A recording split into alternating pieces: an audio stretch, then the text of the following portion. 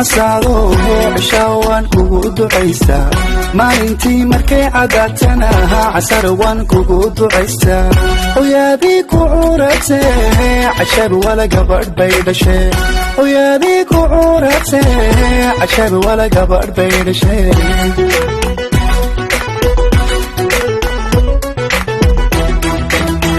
habeenkii markuu casaado cishawaan kugu ducaystaa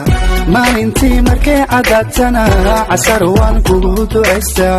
hooyadii ku curatee cashab wala gabadh bay dhashee hooyadii